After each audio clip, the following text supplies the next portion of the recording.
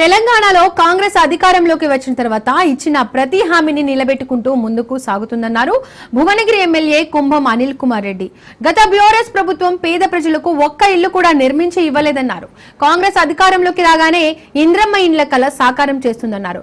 ఇచ్చిన హామీలను మాత్రమే కాకుండా చెప్పని అనేక సంక్షేమ కార్యక్రమాలను సీఎం రేవంత్ సారథ్యంలోని కాంగ్రెస్ ప్రభుత్వం అమలు పరుస్తుందంటున్న ఎమ్మెల్యే కుంభం అనిల్ కుమార్ రెడ్డితో మా ప్రతినిధి నల్గొండ ప్రతినిధి Pullarao face to face.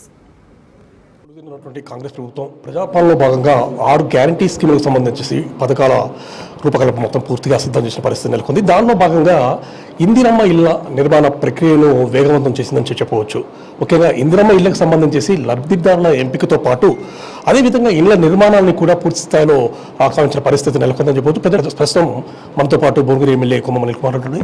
Sir చెప్పండి, యాక్చువల్గా భువనగిరి నియోజకవర్గానికి సంబంధించి ఎన్ని ఇందిరమ్మ ఇళ్ల సంబంధించినటువంటి అర్హులను గుర్తించారు, అదేవిధంగా నిర్మాణ ప్రక్రియ అనేది ఏ విధంగా కొనసాగుతుంది? మనము మీ అందరికి తెలిసిందే, మనం కాన్స్టిట్యున్సీకి 3500 ఇండ్లు రాష్ట్ర ప్రభుత్వం అలాట్ చేసింది.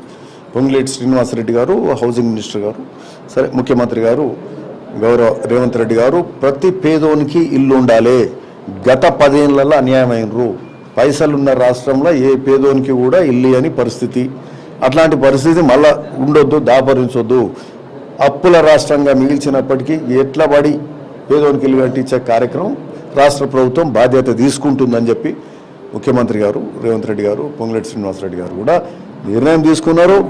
మనం ఇందిరమ్మ ఇల్లు ఇచ్చే కార్యక్రమం ఒక 3 నెలల కింద మొదలుపెట్టినాం. పైలట్ విలేజెస్ స్టార్ట్ అయినాయి.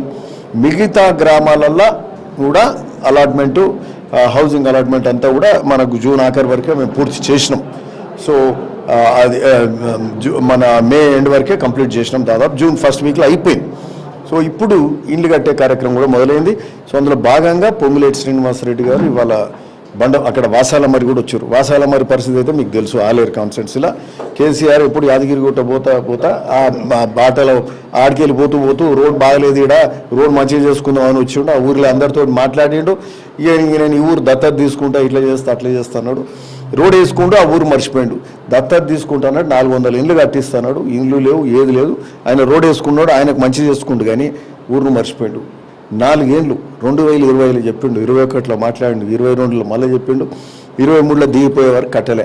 ఈరోజు మొన్న మా ముఖ్యమంత్రి గారు రేవంత్ రెడ్డి గారు వచ్చిండ్రు.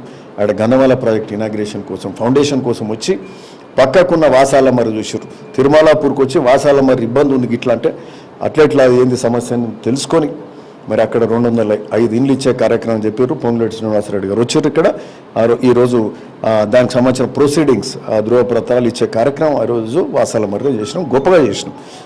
మళ్ళా ఆడికెళ్ళి బండసోమారం పోయి పొంగులేటి శ్రీనివాసరెడ్డి గారు మేమంతా ఎమ్మెల్యేలో మా ఎంపీ ఇట్లా కూడా పోయినాం. ఆడ ఇండ్లు చూస్తే పైలట్ విలేజ్ ఈరోజు ఎంత సంతోషంగా ఉన్నదంటే ఆ ఊరు మొత్తం ఒక కోలాహలంగా ఉన్నది. దాదాపు ఒక 80 ఇండ్లు అక్కడ అలాట్మెంట్ అయినాయి. ఆ ఇండ్ల కన్స్ట్రక్షన్ స్టార్ట్ అయింది. కొన్ని ఇండ్లు అయితే స్లాబ్స్ కూడా అయినాయి. అంటే ఇంత తొందరగా స్లాబ్లు కూడా అయినాయి అంటే చూడండి, అంటే ఒక 10-15 ఏళ్ళు ఇండ్లు లేక బాధపడ్డారు తెలంగాణ రాష్ట్రంలో ఉన్న పేద ప్రజలు. ఈరోజు ఇండ్లు ఇవ్వగానే వాళ్ళు ఉత్సాహంతో ఇండ్లు కట్టుకునే కార్యక్రమం చేస్తుంటారు. ఇక్కడ ఒక విషయం సార్, యాక్చువల్గా ఇందిరమ్మ ఇల్లు ఎవరైతే నిజమైన అర్హులు ఉన్నారో, లబ్ధిదారులు ఉన్నారో వాళ్ళకి అందజేస్తున్నామని చెప్తున్నారు. కానీ ప్రతిపక్షాలు ఇక్కడ ఒక విషయం చెప్తున్నాయి ఏంటంటే పూర్తి స్థాయిలో ఆ పార్టీకి సంబంధించినటువంటి అన్యాయాలకే వీటి అప్పచెప్తున్నారు తప్ప మిగతా వారికి అనుమతి పట్టలేదు. దీని విధంగా చూడొచ్చు. ఇక ప్రతిపక్షం అనేది ఇక వాళ్ళు మాట్లాడాలి కాబట్టి మాట్లాడుతుర్రు. అట్లా కాదు, మీరు ఎక్కడ పోయినా మీరే అడగొచ్చు. ఏదైనా పార్టీ చూసిన రాజధాని మీరు చెప్పొచ్చు.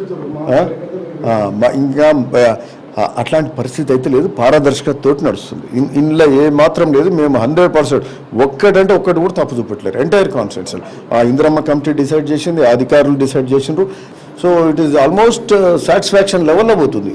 ఈ స్కీమ్ను తెలంగాణ ప్రజలు ప్రతి గ్రామంలో ప్రతి ఒక్కరూ హర్షిస్తున్నారు. సో ఇందులో ఏం మొగవేట ముచ్చటే లేదని కూడా ఈ సందర్భంగా చెప్తున్నారు. చూడొచ్చు, మొత్తానికి కాంగ్రెస్ పార్టీ ఏదైతే హామీ ఇస్తుందో ఆ హామీని ఖచ్చితంగా నిలబెట్టుకుంటుంది అని చెప్పేసి ప్రజలకైతే నమ్మకం ఉండడం జరిగింది.